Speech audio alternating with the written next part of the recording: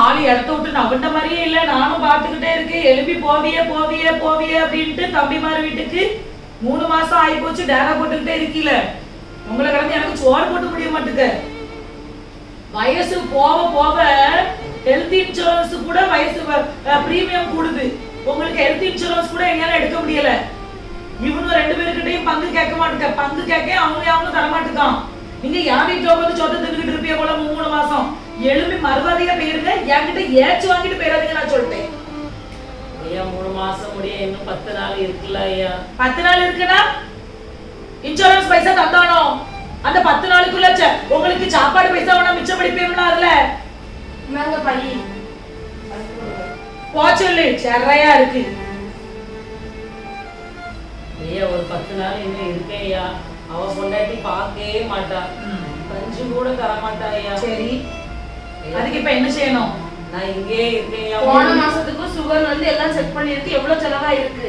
Blood test ஒரு நாள் நம்ம போ சொல்லுங்க. பிறகு 40,000 ரூபாய் பிரீமியம் வந்திருக்கு. அவன் ஒரு 10,000 ரூபாய் இவன் ஒரு 10,000 ரூபாய் தருவான்னு பார்த்தா ஒருத்தரும் தர மாட்டேங்காங்க.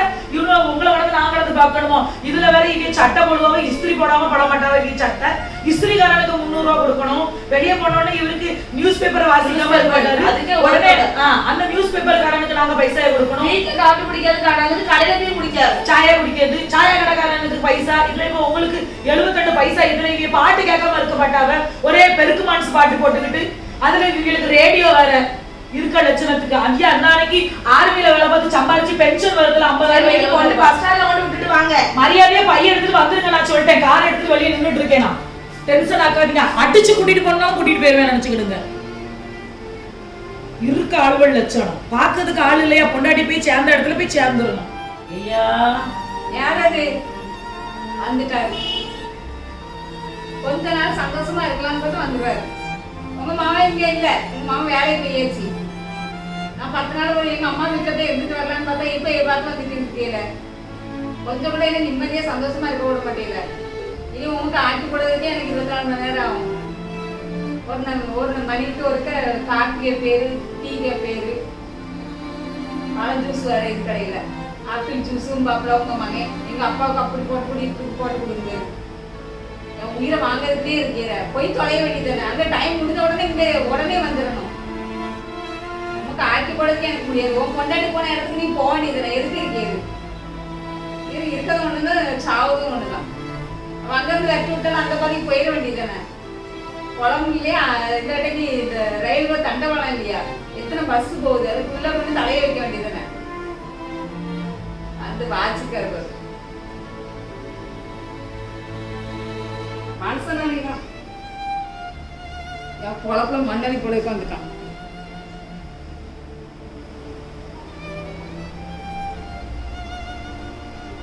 ஹலோ ஐயா. அப்பா வீட்டுக்கு வந்துட்டேன். ஆமா அண்ணே வெளியே போகணும்னு சொன்னாமா. 10 நாள் போனோம்னு சொன்னாம்ல. அதான் அப்பா வந்துட்டேன். எத்தனை மணிக்கே வருவா? 7 மணி ஆயிருமோ?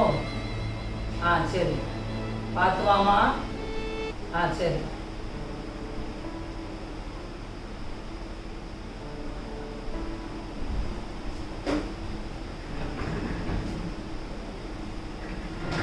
கோலம் பொங்கல நீ குடல எடுத்து கறி வைக்கலான்னு பார்த்தேன். இந்த கஞ்சி நேரத்துல கஞ்சி தான் இருக்கு.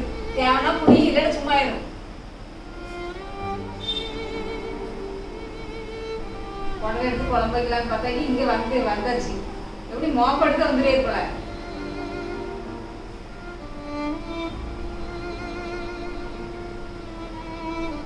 கஞ்சி குடி அப்பதான் கும்புற அளவு. ஒரு வெங்காயமாவது வெட்டி தரமா? வெங்காயம் தீந்து போச்சுன்னா இனி கடைக்கு போன மார்க்கெட் போனா தான் வாங்க முடியாது. வீட்டுல ஒண்ணும் கிடையாது.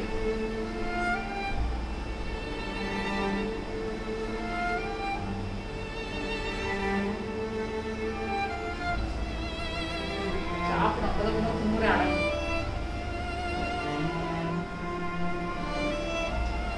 ஐயா என்ன ஐயா ஐயான்ட்டு வாங்கல. கையெல்லாம் எப்படியா கிடுகிடுன்னு ஆடுது. தீவனம் ஒழுங்கா போடலையோ மருமோவா? இங்க மட்டும் 2 நேரம் 3 நேரம் மக்களே திங்கிட்டு இல்ல, அங்க கேட்டு வாங்க வேண்டியதானே? அவளுக்கு இவ்வளோண்டு வயிறு, அதே போலவும் தருவா அவங்களுக்கும். சரி, வெளியே ரொம்ப வெயில் அடிக்குமா, கொஞ்சம் தண்ணி தாமா, வெயில்ல வந்துட்டு தலை சுத்துது ஒரு மாதிரி.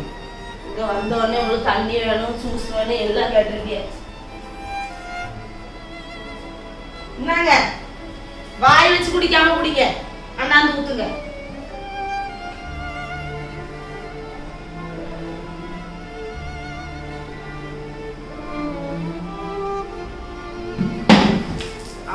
நினைச்சு இது யார் தொலைப்பா? எனக்கு நானே தொடச்சிருந்தேம்மா, நானே தொடச்சிருக்கேன். காலையில சாப்பாடு கொடுத்தா 15 இட்லி திம்பாரு, ஆனா நடைய பாரு ஆட்டி ஆட்டி. நல்லா தொலைங்க.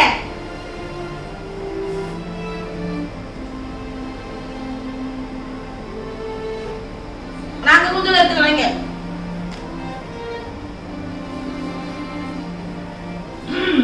என்ன வீடெல்லாம் ஒரு படியா தொடச்சிக்கிட்டு இருந்த மாதிரி இருக்கு. அப்படியே போய் பாத்திரம் கிட்ட விளக்கி காய்காய் வெட்டிட்டு வந்துட வேண்டியதானே? ஐயோ கரல அது தெரியாம கொஞ்சம் தண்ணி சிந்தியா, தண்ணி கூடயுமா உங்களுக்கு குடிக்க தெரியாது?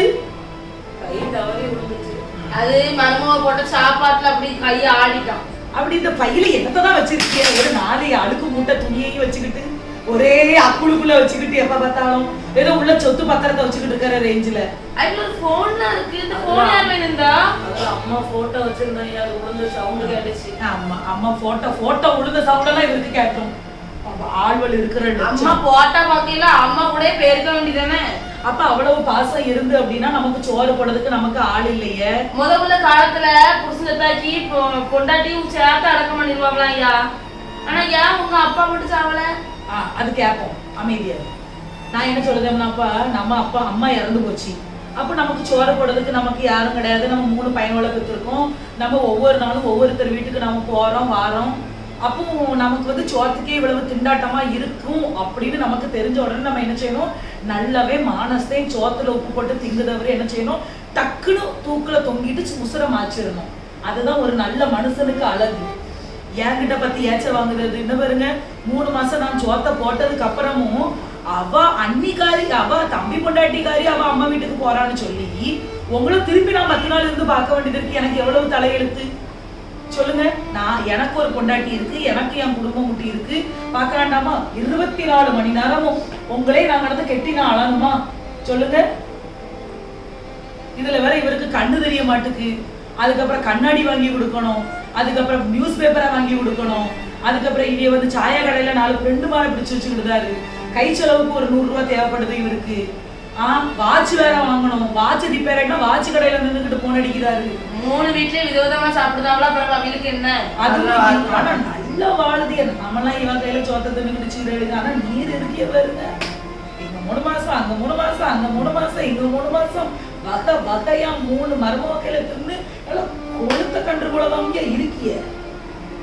இவ்வளவு பேச்சு பேசுனதுக்கு அப்புறம் இப்படி நீங்க இருப்பீன்னு நான் நினைச்சு பார்க்கலாமா? வாசமே இல்ல. அது வாசம் எப்படி வரும்? போறவா இப்படி ஒண்ணு விட்டுட்டு போயிட்டாலே. எழுப்பி பாப்பேங்கிற நீ அங்கே அவருடைய இருக்க போறேன். அவர் முந்த பார்த்தாலே எனக்கு கோவமா இருக்கு.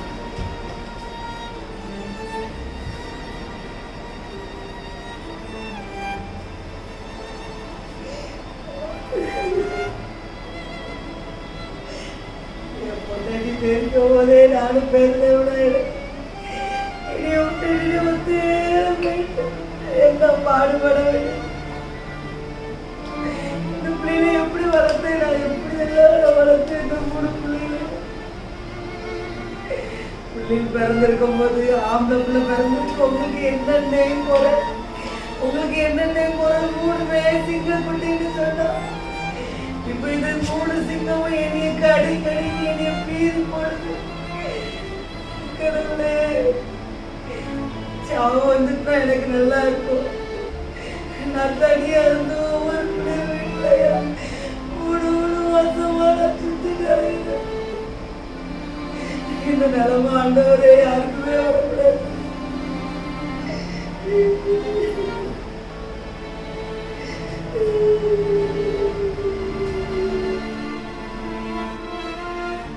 பெத்த தாய் கடவுளை பெத்த தாய ரோட்ல கொண்டு விட்டுருக்கான். நம்ம தான் நினைச்சோம் பிள்ளைகளை பெற்றுட்டு நம்ம 3 மாசம் அங்க 3 மாசம் இங்க நினைச்சோம். இவன் இப்படி மனசார போய் ரோட்ல விடுவானா? இப்போ உள்ள பிள்ளைகள் எங்க பாக்குது தாய் தகப்பன?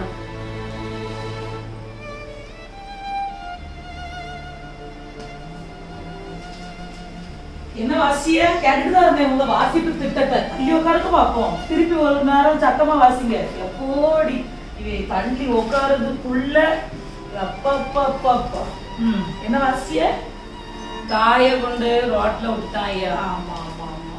பிறகு உங்களை மாதிரி அந்த பொம்பளை என்னென்னலாம் செஞ்சுச்சோ நீங்க இருந்துகிட்டு என் ஜீவனை எடுக்கல என்னாலும் ஒரு மௌனத்தை சாதிச்சிருந்திய. என்ன சொன்னாலும் நெருங்க இப்படி ஒரு முழிப்பும் ஒரு நெளிப்பும் ஆளுகள் இருக்க லட்சணமும் சாய கடைக்காரன் எனக்கு போன் அடிச்சு அவன் சொல்றது என்னால 500 ரூபாய் தானே உங்களை நான் பில்லாக்க சொல்லுவேன். 700 ரூபாய் எடுத்துக்கு பில்லாக்குனீங்க. அந்த பிள்ளை கிட்ட கேட்டா அந்த பிள்ளை சொல்லுது தாத்தா 5 ஃப்ரெண்ட்ஸ் மாதிரி உட்கார வச்சு ஒரே இந்த சுவிசேஷம் சொல்லிக்கிட்டு தெரியுதாரு. அப்புறம் அந்த 5 பேருக்கும் காப்பியை வாங்கி கொடுக்குறாருன்ட்டு. ஏன்னா உங்களுக்கு ஊழியம் பார்த்துதான் வயசாயுது. ஊழியம் உங்க பைசாவில பாருங்க, சம்பாதிங்க, வாட்ச்மேன் வேலைக்கு போங்க. திங்கிற சோறு தெண்டச்சோறு என் பைசாவில இருந்து தின்னுக்கிட்டு இதுல 200 ரூபாய் எக்ஸ்ட்ரா நீங்க ஆக்குறது போல.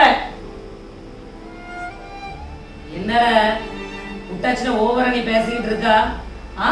நீ சின்ன பிள்ளையா இருக்கும்போது உனக்கு மஞ்ச காமலை வந்துச்சு. உன் மஞ்ச காமலை வந்து அவ்வளவு ரத்தத்துல கலந்துச்சு. நானும் அம்மாவும் ஆஸ்பத்திரியில 1 மாசம் வச்சு பார்த்தோம் தெரியுமால.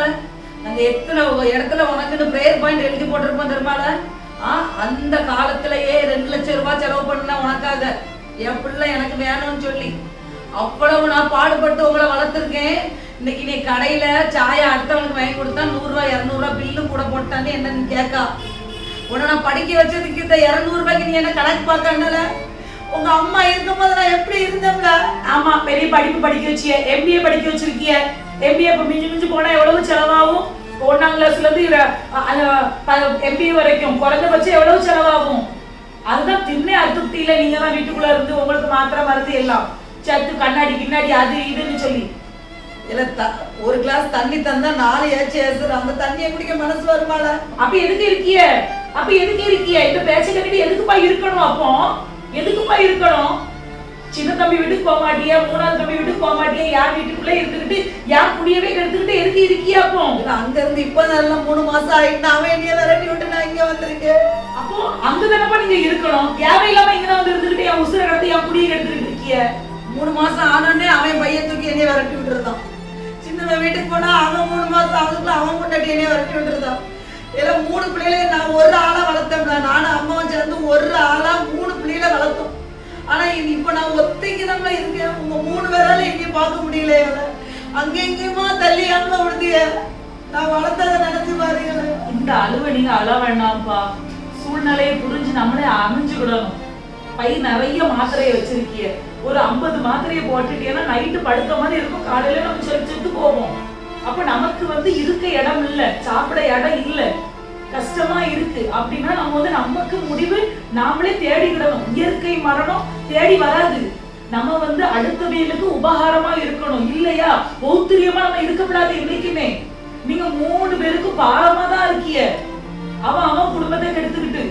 உண்மையில நான் சொல்றேன், எனக்கு வயசாயிட்டு வச்சுக்கிடுங்கப்பா. நான் நடமாடுவேன், வேலைக்கு போவேன். நடமாடுதியே வேலைக்கு போ. ஒரு வாட்ச்மேன் வேலைக்கு போய் ஒரு 10,000 ரூபாய் சம்பளத்தை எடுத்து கொண்டு வந்து கொடுக்க முடியுதா உங்களால? வீட்டுல இருந்து நியூஸ் பேப்பரை படிக்கணும், அதுக்கப்புறம் ஒரே இந்த பிரசங்கத்தை கேட்கறதும், ஒரே பைபிளை வாசிக்கணும், ஒரே அந்த நியூஸ் பேப்பரை வாசிக்கணும், ஒரு 4 ஆளை கூட்டு வச்சுக்கிட்டு சாய கடையில இருந்துக்கிட்டு சுவிசேஷத்தை சொல்றதும், போற வரோம் எல்லாம் குடிக்காத குடிக்காத குடிக்காத குடி குடியே கிடக்கும். ஆண்டவர் உன்னை ஆசீர்வதிப்பார். முதல்ல ஆண்டவர் உங்களை ஆசீர்வதிச்சுட்டாரான்னு பாருங்க, அப்புறம் ஊழியத்தை செய்யுங்க இல்லையா? அப்ப நம்ம என்ன பண்ணிடணும்? போய் சேர்ந்துடணும். ஆண்டவர் உங்களை கூப்பிடுதாரு. என்னைய பார்க்கறது உனக்கு பாரமா இருக்கு. உங்க 3 பேரையும் வளர்க்க நான் பாரப்படல. ஆனா எடி பார்க்க பாரமா இருக்குங்க. இனி சாவுங்க மாத்திரத்துக்கு தூக்கல தூக்கி. கடவுளே, என் பொண்டாட்டி போன இடத்துக்கு என்னை கூட்டிட்டு போயிருங்க.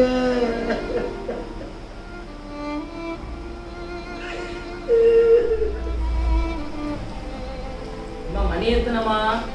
மணி போகுது, உங்களுக்கு என்ன? மணி 3:45 ஆயிட்ட. தெரிஞ்சுட்டு கேட்பீங்களோ மணி எத்தனை? இல்ல இப்பதான் பார்த்தேன். வயிறு ரொம்ப பசிக்குமா? என்ன மத்தியானம் நீ சாப்பாடே தரலையே. நேரம் ஆவட்டு கொஞ்சம் கொதிச்சு குறுகுறுனே பார்த்துட்டு இருக்கேன். சிப்ஸ் வேணுமோ? இல்ல சோறு தந்தா நடக்குமா? மணி 3:45 ஆயிட்டுல. வயிறு பசியில ஒரு மாதிரி ரொம்ப நேரம் ஆகும். இப்பதான் வச்சேன் அடுப்புல. தண்ணி கூட எனக்கு கொதிக்கல, நான் அரிசி போடல. நீங்க என்ன பண்ணுங்க, ஒரு பால் பாக்கெட் போய் வாங்கிட்டு வாங்க. அந்த கடை திறக்கணும், அங்க போங்க, ரோட்டுக்கு அந்த பக்கம். மணி 3:45னா இந்த கடை அடைச்சிருப்பாமா? அடைச்சு அங்க போங்களேன், ரோட்டு தாண்டி. வெயிலா வேற இருக்குல்ல, அங்க போனோம்னா 15 நிமிஷம் போக. உங்க அழகை யார் மாமா பார்க்க போறா? நீங்க நேரம் கருத்து போனாலும் பிரச்சனை இல்லை, நீங்க போங்க. அங்க இருந்து 15 நிமிஷம் போயிட்டு வரதுக்கும் 15 நிமிஷம் ஆனாலும் 1 மணி நேரமே அங்கே பரவாயில்ல நடக்கும். நீங்க போங்க. சரி, அப்படி சோறை ரெடி பண்ணிடு, நான் வரேன். சரி சரி. எப்ப பார்த்தாலும் சுவாரு.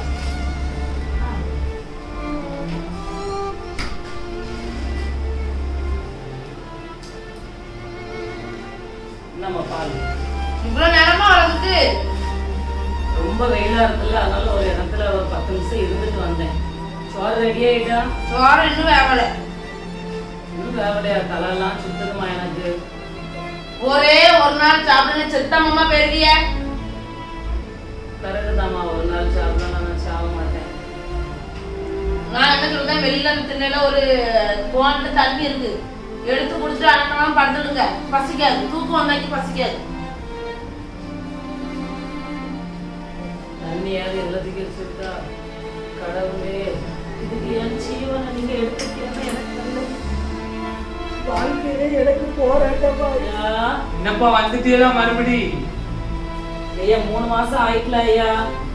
அதான் அவன் தம்பி வீட்டுக்கு போங்கன்னு சொல்லி அனுப்பி விட்டான். நேத்து நீங்க வாரீங்கன்னு தெரிஞ்சோடனே பொண்டாட்டி சண்டை போட்டு வீட்டுக்கு போயிட்டா.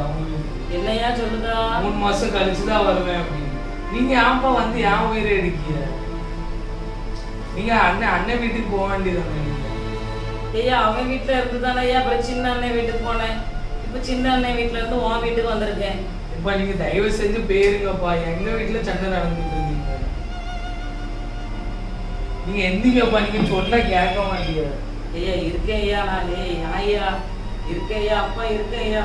நீங்க எந்திங்கப்பா. நான் எங்களால எங்க வீட்டு சண்டை நடந்துட்டு. ஐயா இப்படி சொல்லுதா? இருக்கமா அப்ப கொஞ்சம் 3 மாசம் இருக்கேன் ஐயா உங்க வீட்டுல.